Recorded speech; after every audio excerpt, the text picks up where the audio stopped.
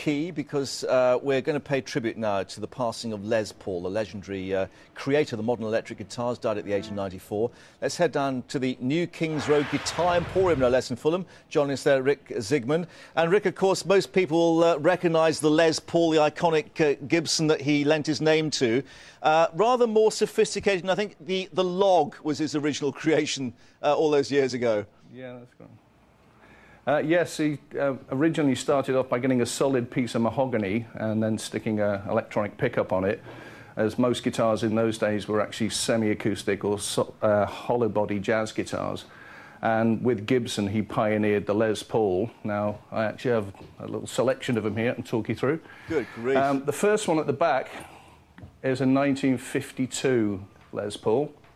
That's the year it came into production. This one used to belong to Peter Green.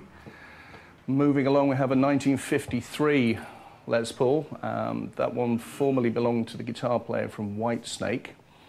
Next one, 1954, that belonged to the guitar player from Bon Jovi, Richie Sambora. And then, very poignantly, 1955 version here.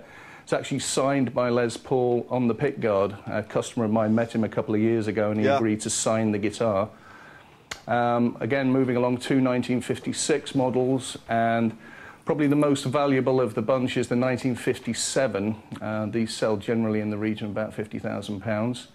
And finally, a late 60s 1969 model. That's a few bobs worth. And, of course, it's not just the guitar. Yeah. He pioneered multi-tracking recording and all sorts of electronic gizmos. What about the guitar itself, though? I mean, why is it so special? What does it sound like? It's a very multi-purpose guitar. It does a lot of different sounds. I mean, if you look at the styles of music that it encompasses, it goes right the way from jazz through to rock, blues.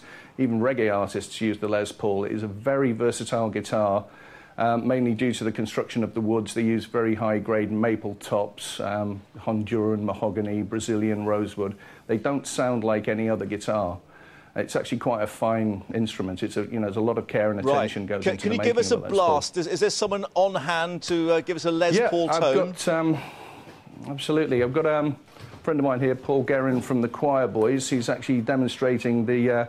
It's a 1959 Les Paul Standard. Now, these are the sort of top of the heap in Les Pauls and collectible guitars around the world. This one's actually for sale for $150,000 at the moment. So I'll let Paul give you a chance.